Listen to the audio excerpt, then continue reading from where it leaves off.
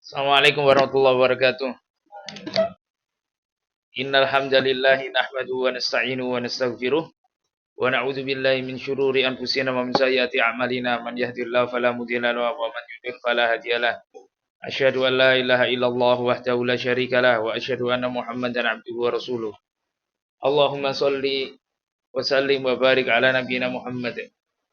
Allah ighfir lana wa li walidina wa li muallimina wa liman ta'allama minna.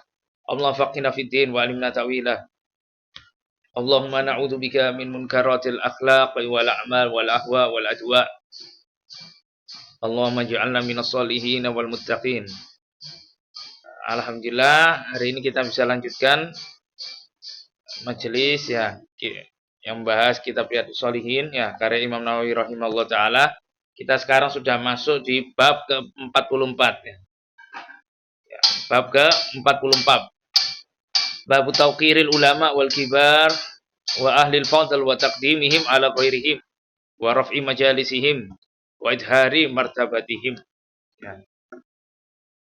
Bab ke-44 di Riyadhus Shalihin ini ya, bab tentang menghormati para ulama. Ya, orang-orang tua. Orang yang ahlul fadl. Ahlul fadl itu bisa dikatakan orang yang memiliki keutamaan atau orang yang terhormat. Ya.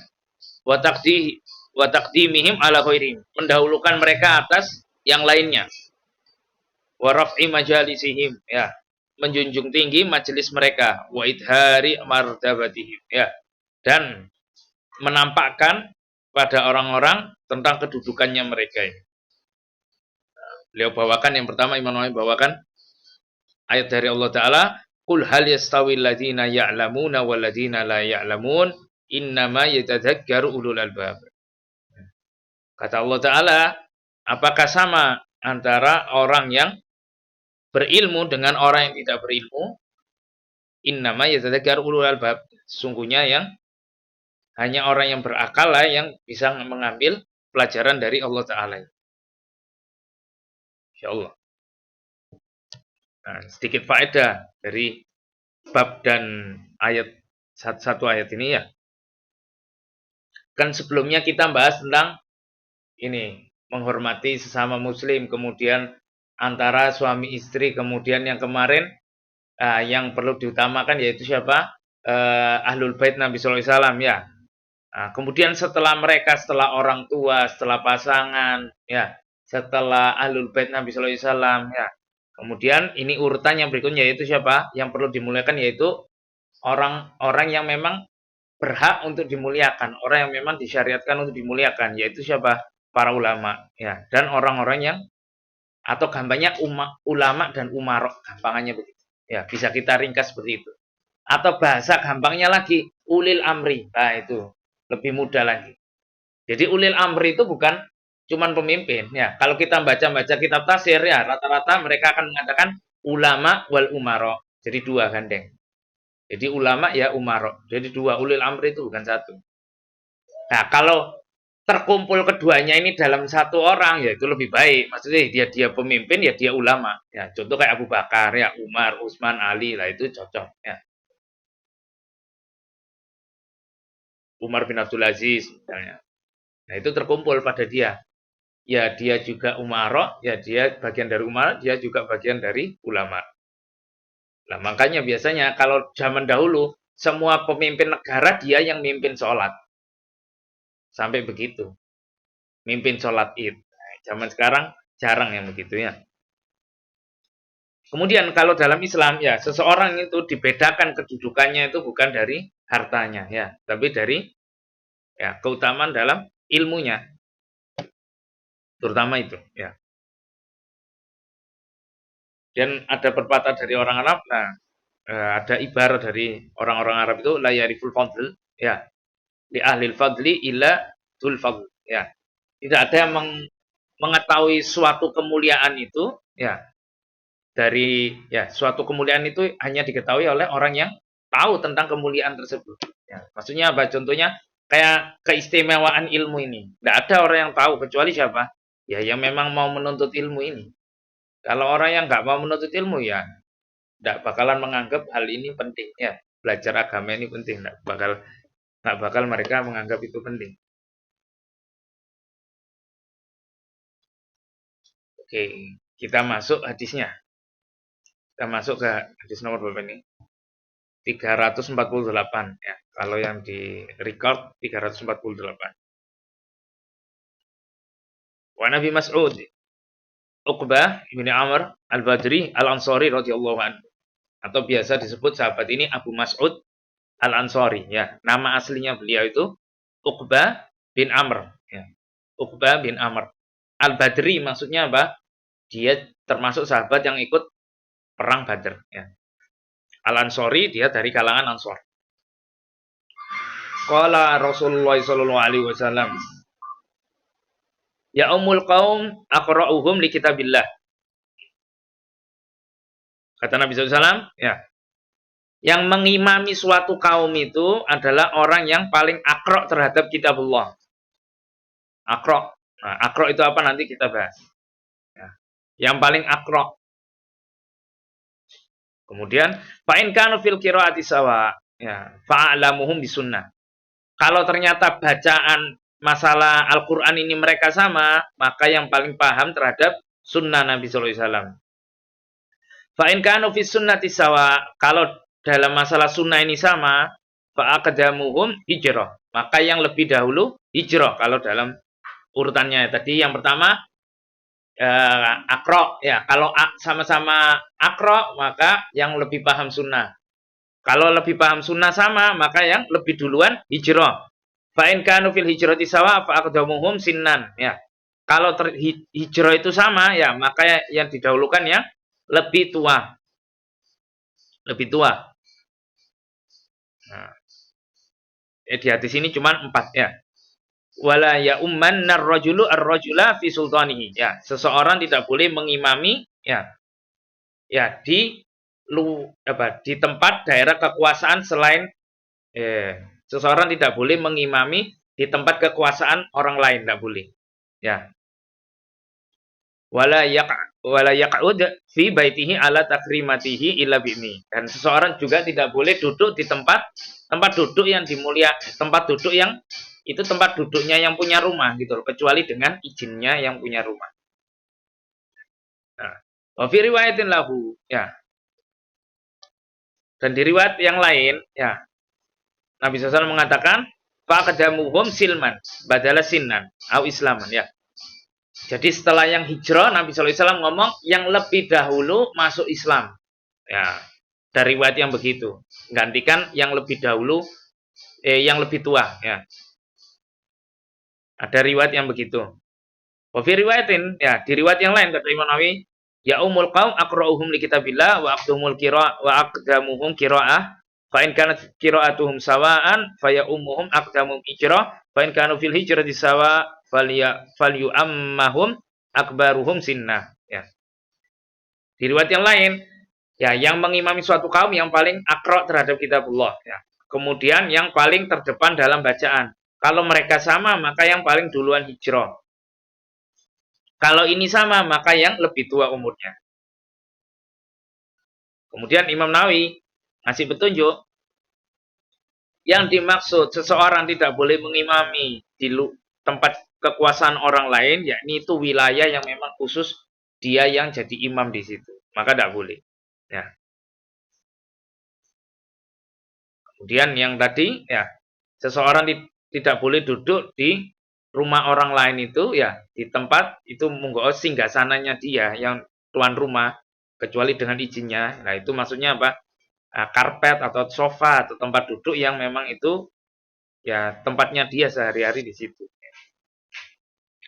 Nah, ini terjemahnya seperti itu. Oke, faedah dari hadis ini ya. Yang tadi pertama, yang jadi imam itu ya suatu kaum, yaitu siapa? Orang yang paling akro. Lah akro ini apa? Para ulama berbeda. Ada yang ngomong paling baik bacaannya. Tapi jumhur ulama mengatakan akro itu siapa? Akro itu orang yang paling afqoh. Afqoh itu apa? Orang yang paling ahli dalam agama. Paling paham agama. Paling ahli agama. Oh, ngambil meja nggak apa-apa. Ini meja banyak sekali. Ya. Jadi akro itu ya, sebagian ulama mengatakan yang paling baik bacaannya. Maksudnya baik ini apa? Bukan enak-enakan suara loh ya. Maksudnya apa? Ya yang sanatnya paling tinggi, bacaannya paling bagus, paling fasih ya. Bacaannya yang paling bisa menafsirkan ayat itu. Nah, itu pertama. Nah, tapi jumhur ulama mengatakan akro itu yang afkoh ya, orang yang paling faham agama Allah Ta'ala. Nah, kalau anak-anak di sekolah sudah pernah nulis, cuman kalau ini mau nulis tidak apa-apa. Jadi sampai para ulama itu buat ngerinci itu panjang. Kalau di hadis tadi kan cuma paling 4, 5, ada yang di riwayat lain nanti kayak di riwayat Imam Ahmad agak banyak, ada 5 sampai 7 sampai 8 gitu. Tapi kalau kita nanti baca di kitab-kitab fikih kadang bisa lebih dari itu, lebih banyak lagi.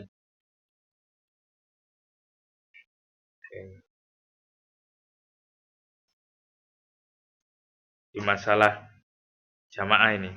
Nah ini, jadi yang berhak jadi imam ya urutannya ya. Yang pertama ini orang yang paling fakih tadi ya afqah. Ya ini memang pendapat jumhur ulama seperti itu.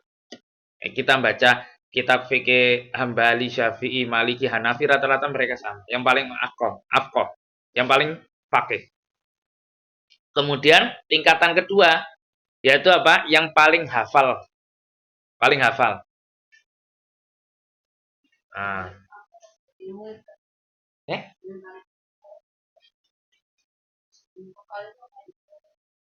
Enggak, beda. Orang yang hafal itu belum tentu fakih soalnya. Baru bahamilin fikhin laisa bifaqih ya, kata Nabi SAW. Berapa banyak orang yang nyampaikan hadis dari aku itu tapi enggak fakih. Bisa jadi yang disampaikan ini lebih paham daripada yang menyampaikan. Jadi beda. Makanya para ulama nganggap yang urutan yang pertama itu yang afqah, yang paling fakih ya. Kemudian yang kedua paling hafal. Nah, tingkatan ketiga yang paling aurok. Aurok itu paling warok. Nah, jadi paling berhati-hati, tidak tahu dalam berfatwa, ya, dalam kesehariannya, nah itu paling warok. Nah, baru yang tingkatan keempat, hijrah. Nah, yang lebih dahulu hijrah.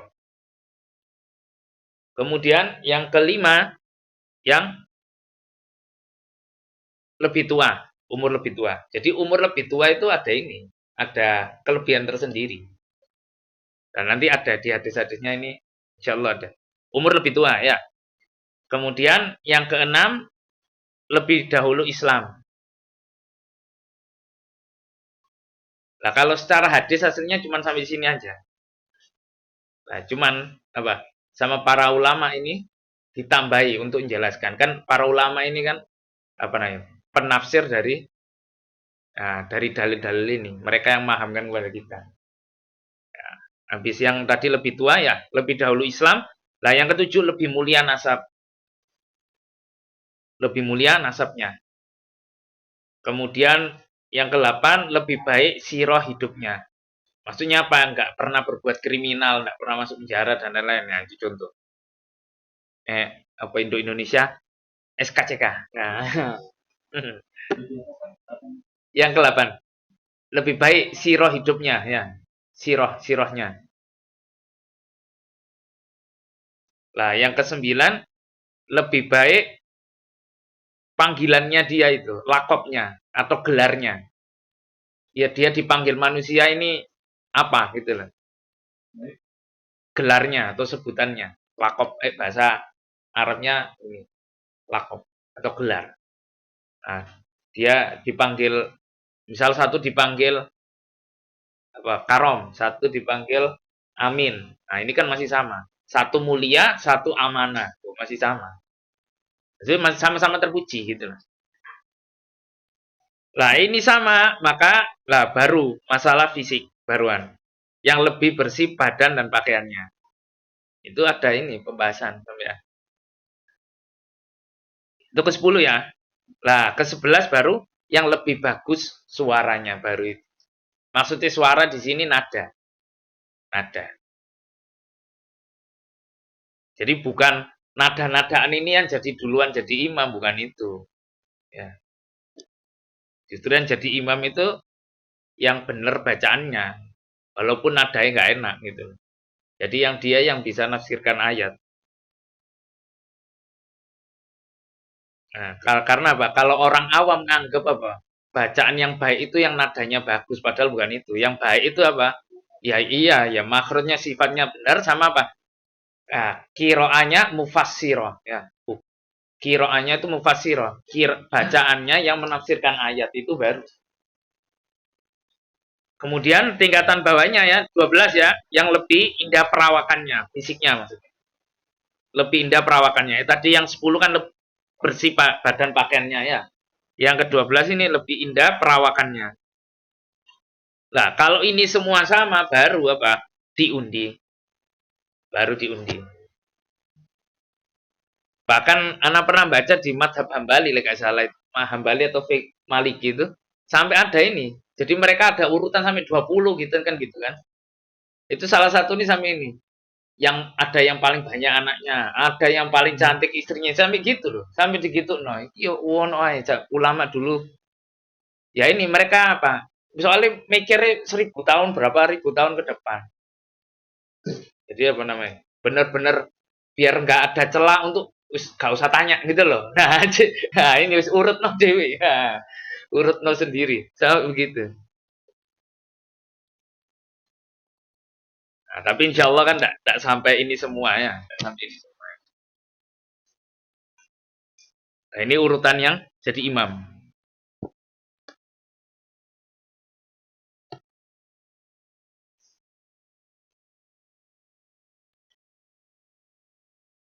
Oke, kemudian faedah yang kedua ya.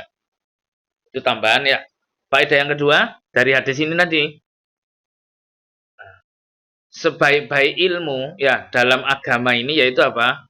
Yang utama adalah dari kitabullah ini. Ya, memahami kitabullah itu ilmu yang paling utama. Termasuk di dalamnya itu apa? Ya, yang menjaga kitabullah, yang menghafal, membaca ya. Dalam tafsirnya, memahami ayatnya, mentadaburinya ini masuk semua. Jadi Al-Quran ini masdarnya ilmu, pokoknya ilmu, pokoknya ilmu. Nah, sampai apa? Nabi SAW tadi ngomong apa? Yang paling berhak ngimami suatu kaum, yang paling paham terhadap kitabullah. Nah, ini menunjukkan apa? Agungnya mempelajari kitabullah ini, berarti tidak main-main. Ya. Sampai dia didahulukan dalam mengimami manusia. Nah, kemudian faedah yang ketiga, ya. Nah, tadi kan kedua yang di hadis tadi, Nabi SAW mengatakan, fa'in kanu fil qiraati sawa, ya, fa'alumuhum bisunnah, ya. Yang paling paham terhadap sunnah Nabi SAW. Nah, berarti apa? Memahami sunnah itu juga ada kedudukan tersendiri, ya. Selain memahami kitabullah tadi ya, berarti apa? Menghafal, mempelajari, membaca sunnah Nabi SAW ini, ya. Memahaminya, ya. Meneradaburinya. Lah ini ada keistimewaan tersendiri. Jadi mempelajari hadis itu ya, itu ada 3 kurang lebih. Jadi ya riwayah, ya diroyah, ya riayah. Jadi 3. Riwayah itu tentang sanatnya, sanat periwayatan. Diroyah itu mempelajari matan kandungan hadisnya. Riayah itu jaga, memperhatikan hadis Nabi SAW. Diagungkan. Hadapi kita sama hadis Nabi SAW bagaimana. Ini masuk riayah. Jadi sunnah ini 3 itu. Baik riwayah, diroyah, riayah. Nah, kebanyakan kita itu cuman mentok sampai indah sampai diroyah aja. Kayak ini kan cuman pelajari, tapi kan kita kan enggak belajar sanatnya. Fulan Fulan ini bagaimana? Fulan ini bagaimana keseharian biografi lah. Kita kan belum sampai. Jadi kalau bisa ya, misal ada majelis riwayah. Misal pernah dengar majelis riwayah, lah sekali-sekali ikut biar tahu. Paling enggak itu, loh aku juga menghidupkan ini majelis riwayat, majelis sunan Nabi sallallahu alaihi wasallam riwayat. Majelis riwayat itu apa contohnya? Ya, majelis riwayat itu majelis bahasa kerennya itu majelis sama. Jadi majelis mendengarkan hadis. Hadis Nabi sallallahu alaihi wasallam kayak Bukhari gitu. Dihatamkan selama seminggu ya sekali-sekali ikut. Nah, lumayan itu seminggu itu. Pagi sampai malam itu.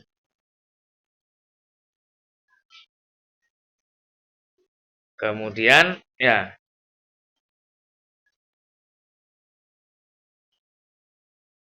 yang keberapa nih? Satu, dua, tiga, empat ya, keempat ya. Ya, lebih dahulu hijrah ya, atau lebih tepatnya ini, lebih dahulu masuk Islam itu adalah itu sesuatu yang dalam agama ini dipertimbangkan, dilihat ya, dihitung juga. Sampai ada urutan siapa yang lebih dahulu Islam loh, bayang sampai gitu. Nabi SAW sampai ngomong kalau sama hijrahnya ya milih yang lebih dahuluan masuk Islam yang mana itu yang didahulukan jadi imam. Berarti apa? Masuk Islam lebih dulu ini punya ada keistimewaan tersendiri. Perlu dibanggakan, ada yang bisa dibanggakan. Nah, aku Islam dari cilik. Wah, itu ono kebanggaan tersendiri. Nah, aku jadi imam. Nah, ada nilai plus ya.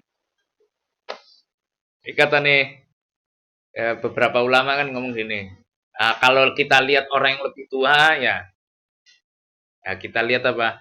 Oh dia amal solehnya lebih banyak dari kita. Gitu. Lihat anak kecil, oh dia ini dosanya ya lebih sedikit dari kita. Insya Allah ya.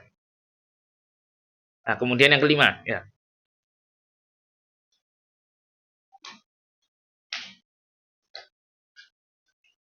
Nah gampangnya gini bahasanya. Orang yang memiliki sesuatu dia yang lebih berhak ya, atau orang yang menguasai sesuatu dia yang lebih berhak ya, mau apakan itu ya. Kalau kita mau apapun itu ya, ya kita harus izin dulu, mau pinjam atau menggunakan, mau duduk di situ, mau parkir misal, nah kita harus izin. Iya. Ya. Loh, loh, 5. Loh, 4 ini duluan Islam tadi. Ya, 4 yang duluan Islam ya, 3 yang masalah sunnah ya. 2 kitabullah ya. Yang keempat ini, duluan Islam itu dalam agama ini itu ada nilai plus. Ya, ada nilai plusnya. Ya, ada sesuatu yang iktibar, maksudnya dipertimbangkan. Nah, yang kelima, ini yang sesuai dengan hadis ini berarti apa? Kita tidak boleh ngimami ya di tempat yang sudah ada imamnya. Nah, bahasanya begitu aja. Kecuali dengan izin dia. Kemudian kalau masuk rumah orang, ya kita tidak boleh duduk di tempat yang enggak diridhoi oleh tuannya, yang pemilik rumah. Kalau kadang ada adat ya, ini adat, bukan adat orang Jawa.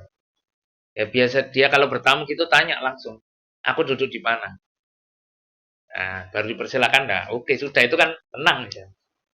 Cuman di sini enggak ada berasa. Anda enggak pernah lihat di sini.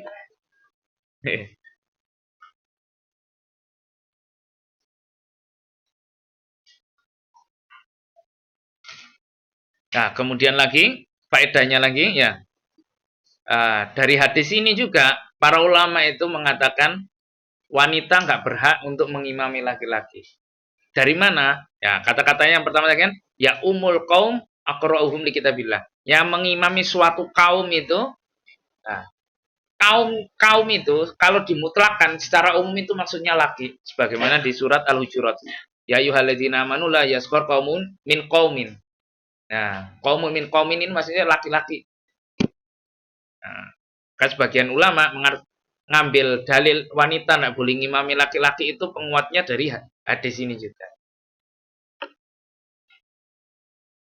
Nah, kalau mau ya gambaran kita sholat jamaah ya, gambaran jamaah itu kalau dalam Safinatun Najah itu ada 9. 5 yang sah, 4 yang nggak sah. Mau nulis ya? Apa-apa. Jadi gambaran imam sama makmum ini ya, ada 5 yang sah, yang 4 tidak sah. Yang sah dulu ya. Yang sah ada 5 ya. Itu cowok diimami cowok. Ya, itu sah, ya kan? Nah, kemudian yang kedua, cewek diimami cowok, ya. Ini sah, ya. Kemudian yang ketiga, khunsa. Khunsa itu banci. Ya. Banci diimami laki. Nah, ini masih sah. Yang kedua, cewek diimami cowok, ya. Laki ngimami cewek. Nah. Cowok-cowok. Ya, sah kan? Ya. Kemudian yang kedua apa? Cowok mengimami cewek, ya. Yang ketiga, yang imamnya cowok, makmumnya banci, ya. Ini sah. Ini sama para ulama dibahas memang. Nah, yang keempat, cewek diimami cewek. Nah, ini sah kan? Nah, yang kelima, banci mengimami cewek. Nah, ini sah. Jadi yang sah 5 ini. Iya, dibahas. Iya. Iya, dia yang jadi imam. Karena hakikatnya kan aslinya dia laki. Nah, kemudian yang batil atau enggak sah itu ada 4. Nah, itu apa? Cowok diimami cewek. Ya, berarti kan enggak sah kan? Ceweknya yang jadi imam enggak sah. Ya. Kemudian ada cowok tulen ya diimami oleh banci, enggak sah. Sholatnya semua buyar semua. Enggak sah semua. Enggak sah semua. Kemudian yang banci diimami cewek. Nah, ini juga enggak sah. Ini yang ketiga. Yang keempat, sesama banci saling sholat jamaah. Lah, banci ngimami banci. Lah, ini enggak sah semua. Enggak sah semua. Anak pertama kali belajar, ini kan termasuk kitab fikih Syafi'i yang awal-awal kan, Safinatun Najah itu. Anak ya pertama ya kaget. Tapi ternyata sama para ulama dari zaman dulu sudah dibahas gitu loh. Jadi maksudnya fenomena itu ada gitu loh. Fenomena tentang khunsa ini, banci ini ada. Cuman kan ada hukumnya gitu loh. Kalau ketahuan liwat ya dibunuh. Kalau enggak ya nggak bisa dibunuh. Isannya cuma diasingkan. Zaman sekarang mungkin di penjara ya. Nah, jadi itu ada 9 gambaran imam sama makmum. Nah, tapi apa? Kadang kan kita langsung ringkas cowok-cowok ya cewek-cewek sah, cowok ke cewek sing sah ya. Itu diringkas lagi kan gitu aja. Oke.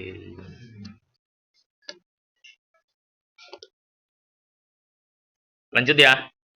Lanjut hadis berikutnya. Wa anhu. Nah, dan darinya maksudnya dari Abu Mas'ud Al-Ansari tadi. Uqbah bin Amir. Radhiyallahu anhu qala, kana Rasulullah sallallahu alaihi wasallam yamsahu manakibana fis shalah. Nabi sallallahu alaihi wasallam itu pernah mengusap mankib itu ini apa namanya? Pundak bahu kami ya. Waktu mau sholat. Ya. Wa yaqul kemudian Nabi sallallahu alaihi wasallam mengatakan istawu wala takhtalifu wa takhtalifa qulubukum. Liyalini minkum ulul ahlami wan nuha. Summal ladina yalunahum summal ladina yalunahum. Hadis riwayat Muslim. Kata Nabi sallallahu alaihi wasallam, ya. Sambil megangi pundak para sahabat ini, beliau ngomong, "Istau." Ya, luruskan shaf itu. Wala takhtalifu. Jangan kamu berselisih. Fatakhtalifa qulubukum. Saya apa? Hatimu itu kalau kamu untuk sofanya tidak lurus, apalagi nanti ya hatimu jelas tidak akan bersatu, akan berselisih. Liyalini minkum ulul ahlami wan nuha. Ya, hendaknya yang di belakangku kata Nabi SAW ulul ahlam. orang yang balik, lebih dewasa, maksudnya lebih tua, wanuha, dan yang lebih memiliki ilmu. Jadi tua dan ilmu ini kalau digandeng itu satu keutamaan. Sampai sama Nabi SAW, Mbak, disuruh yang di belakangku sholat ini orang yang lebih tua dan lebih berilmu. Nah, kemudian baru pinggir-pinggirnya di belakang-belakangnya itu yang setelahnya yang mirip ya, keilmuannya di bawahnya. Nah, ini termasuk adab ya. Adab dalam sholat jamaah salah satunya ini. Nah, kemudian Imam Nawawi mengatakan, qauluhu sallallahu alaihi wasallam liyalini hendaknya di belakangku itu ada riwayat lain yang menggunakan nunnya di taukid. Liyalinin ya liyalinan ya aslinya begitu. Tapi nun na yang pertama dibuang, terus kemudian nun yang kedua di tasydid. Liyalini, nah gitu. Ulil ahlami wan nuha. Al ahlam itu yang paling baliknya. Kemudian an nuha itu yang paling berilmu.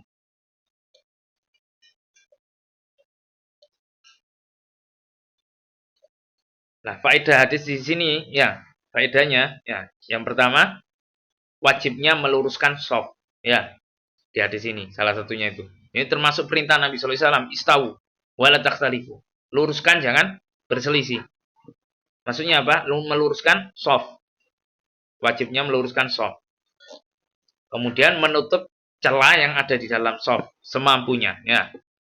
Dan kalau bisa yang ditempelkan itu pundak. Ya, pundak ini menempel itu salah satu ciri shaf itu rapat. Nah, kemudian yang diluruskan itu bagian mana? Jawabannya tumit. Ya. Kalau tanya meluruskan shaf itu di mana? Ya. Kebanyakan ulama mengatakan tumit, bukan dada. Ya. Kebanyakan mengatakan tumit, biar lurus. Jadi bukan ujung jari ya, tapi tumit. Tumitnya yang diluruskan. Ya. Yang nanti ulama berbeda itu masalah ilsok. Ya, ilsok itu apa? Nempel. Nempel kaki satu sama yang kaki yang lain ini.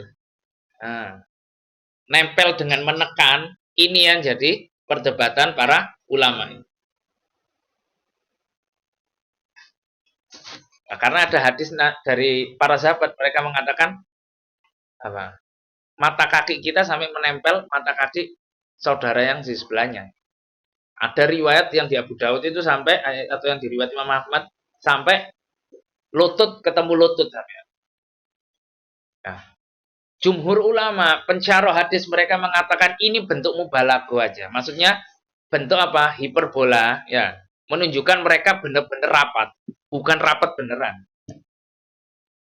Makanya kalau kita kayak baca kitab fikih-fikih terdahulu ya, kalau zaman sekarang kayak kitabnya Syekh Shalih Al Fauzan ya, atau ini murid Syekh Utsaimin Bakar Abu Zaid ya, mereka mengatakan justru sunnahnya itu nggak nempel sampai begitu.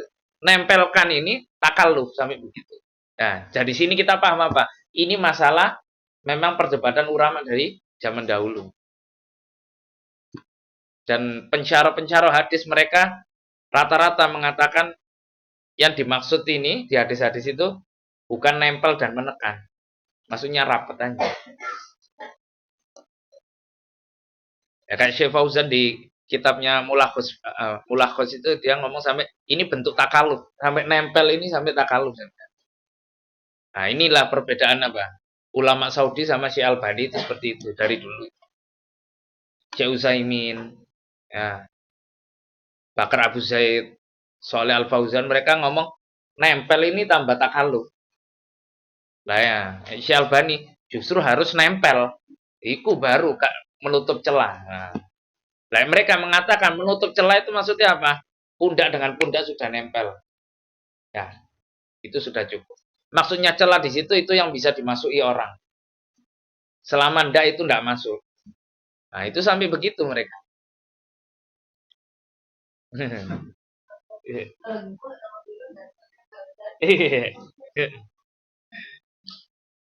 Lah ya.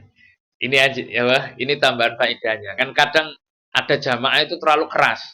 Anak pernah itu sampai anak kan kecil ya, didempet kanan kiri gede-gede.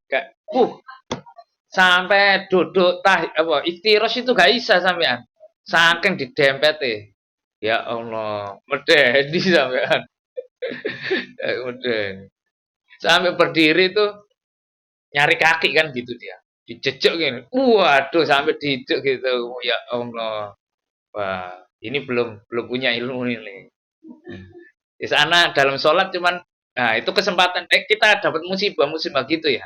Itu kesempatan berdoa.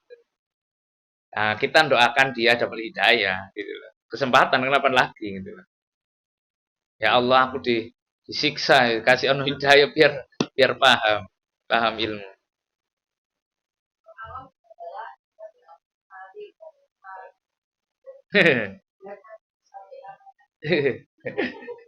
Ya itu aslinya enggak perlu sampai apa rapat kan, iya enggak perlu.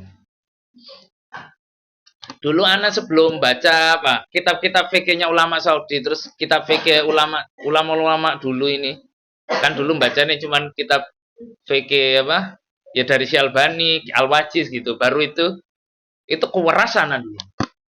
Sampai sebelah itu tak pegang, tak lurus no hadap kiblatnya, tak tempel sampai gitu, tak pegang kaki sampai. Zaman dulu begitu. Tapi lama-lama alhamdulillah maksudnya dengan ilmu bertambah. Waduh, aku mendolimi orang banyak ini. Dolimi orang banyak. Ternyata sampai Syekh Fauzan sampai marah-marah. Nggak boleh itu. Takaluf itu. Sampai begitu mereka mengatakan ini. Yang pertama itu ya. Wajibnya lurusnya soft ya.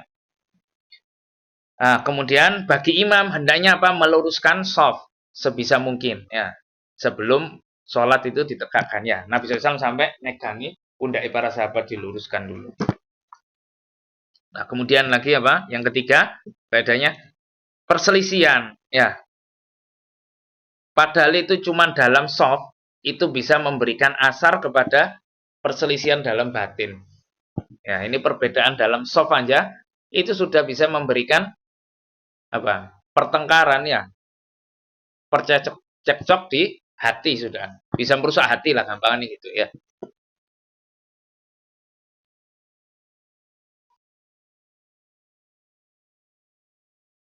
Atau lainnya lagi, perselisihan ya. Itu jadi penyebab rusaknya hati. Lah itu bisa tiring ke situ. Jadi perselisihan itu bisa jadi penyebab rusaknya hati itu. Nah, kemudian yang keempat, nah, terkadang ya dohir itu sesuatu yang dohir bisa memberikan asar kepada yang batin. Ya maksudnya kayak tadi. Padahal dalam dohir cuman nggak lurus soft, tapi ternyata bisa memberikan asar atau bekas sampai ke batin, ke hati itu. Bisa bertengkar dalam batinnya.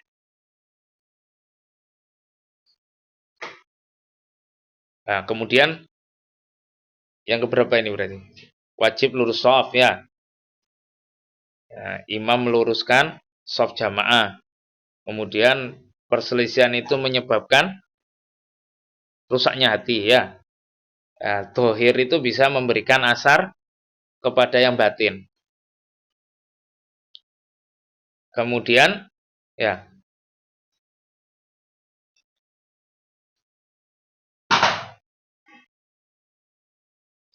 dalam Islam yang memiliki umur lebih tua, ilmu lebih tinggi itu lebih didahulukan daripada yang lain ya. Urutannya begitu. Sampai Nabi SAW ngomong, ya yang lebih tua, yang lebih berilmu itu yang di belakangku. Lah dari hadis ini juga, ini dalil oleh para ulama. Makanya kadang ada yang softnya anak kecil itu tidak boleh di depan, suruh di belakang.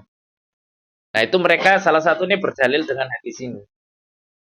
Jadi anak kecil, kadang kan ada di masjid itu, anak kecil di jejerno sendiri di belakang ya. Nah itu mereka berdalil dengan hadis ini salah satu.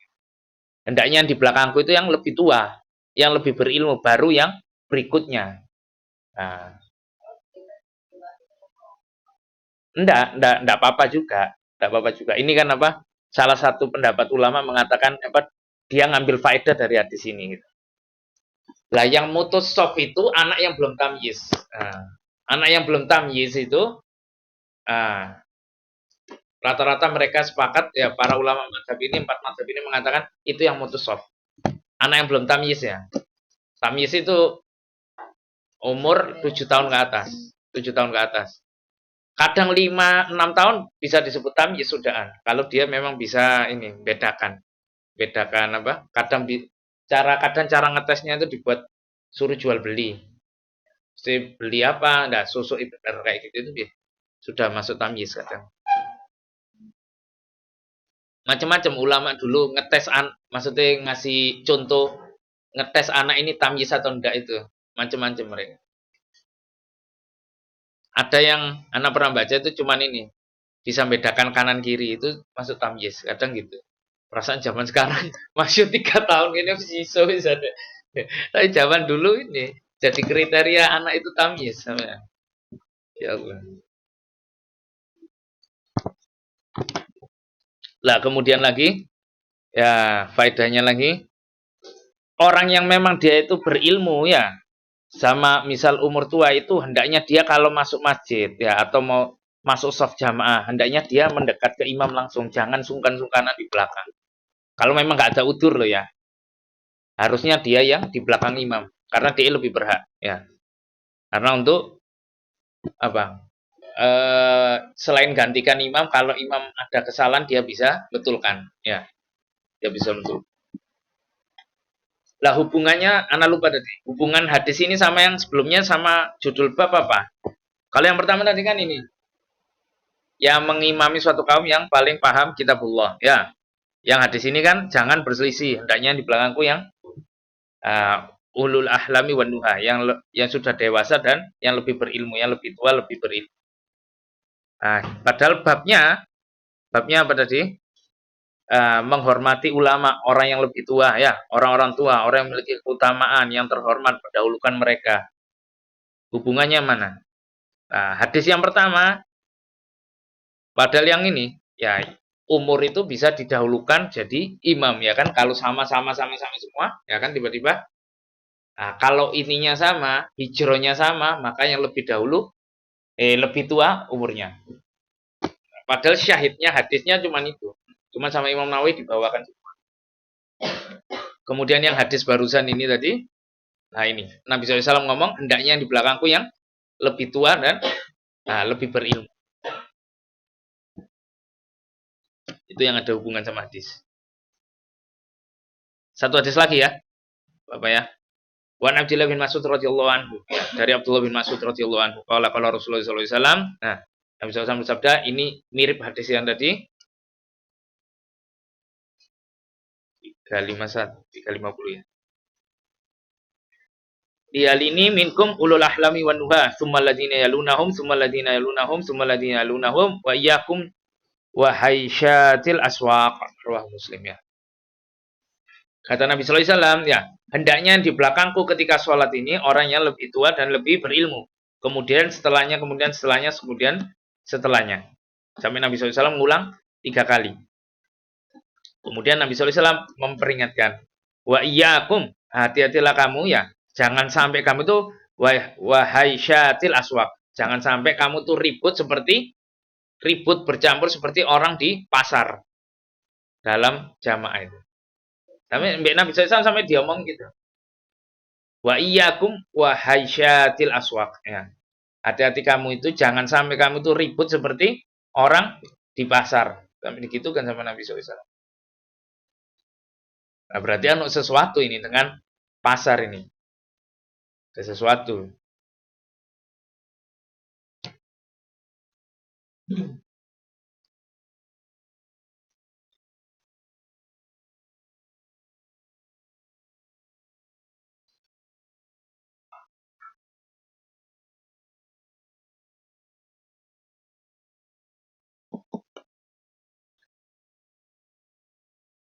Nah. Wah, apa tadi? Haisyatil aswaq ya. Haisyatul aswaq itu artinya adalah bercampurnya ya, terus pertengkarannya, teriak-teriaknya orang manusia di pasar itu seperti apa itu namanya? Haisyatil aswaq. Haisyatul aswaq. Haisyatul aswaq. Tapi kalau di hadis kan haisyatil karena ini ada amil yang buat dia jadi kasroh. Wa iyyakum wa haisyatil aswaq. Hati-hatilah kamu, ya jauhilah oleh kamu itu perkara yaitu apa? Haisyatil aswaq. Itu bercampur ya, kemudian dempet-dempetan, teriak-teriakan, bengok-bengokan ya di pasar. Ini tambahan dari hadis yang sebelumnya, yang awalnya kan sama, hendaknya di belakang yang lebih tua, yang lebih berilmu, kemudian setelahnya ya. Nah, tambahan di hadis ini apa? Nah, ini larangan dari Nabi Sallallahu Alaihi Wasallam ya bagi orang yang sholat itu, nah, nggak boleh menjadikan masjid itu tempat bertengkar, tempat jidal ya, tempat debat, nggak boleh. Tempatnya orang bertengkar, tempat jidal, kemudian tempat teriak-teriak, ini bukan tempatnya, masjid bukan tempatnya itu. Karena itu semua menghilangkan kekhusyuan. Nah, dan masjid itu memiliki ini sesuatu untuk yang dihormati, ya, punya hormat. Masjid itu haknya dia itu dihormati masjid ini. Tidak boleh dilecehkan. Sampai mengotori masjid aja sama Nabi SAW dianggap khoti atau dosa, dianggap bersalah. Tidak boleh. Bahkan apa? Termasuk menghormati masjid itu ya tidak boleh apa? Jualan di masjid, jual beli di masjid, tidak boleh mengumumkan barang hilang. Ya. Zaman sekarang nggak tahu, sering anak sering nemui di masjid-masjid besar itu rata-rata sering. Kunci mobil, STNK, KTP, HP, wah, diumumno bolak-balik. Itu kak orang meninggal tidak ada masalah, itu beda nanti. Beda masalah. Sebagian ulama mengatakan ini apa namanya? Mengumumkan itu ya bukan nggak boleh mengumumkan kematian ya. Maksudnya mengumumkan ya untuk ya biar ada orang yang nyolati lah. Salah satu cara ya biar orang dengar yaitu dengan corongnya masjid itu zaman sekarang karena itu.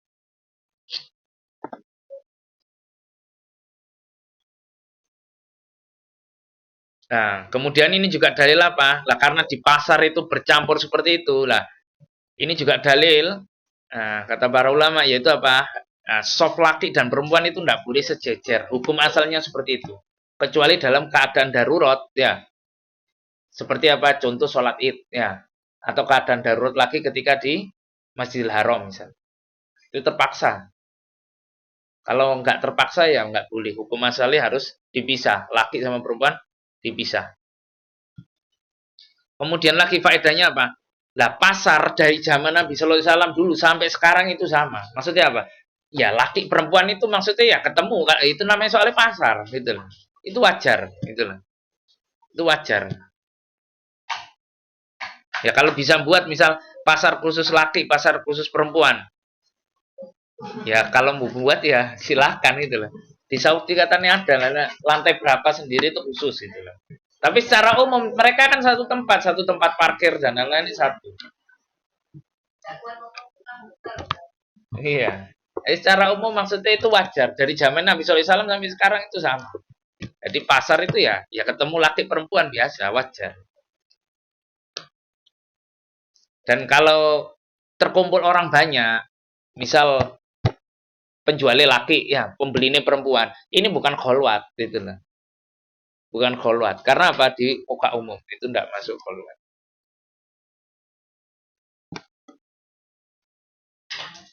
Lah hubungannya sama bab ini apa? Yang tadi itu yang di awal itu. Hendaknya yang di belakangku yang lebih tua dan lebih berilmu.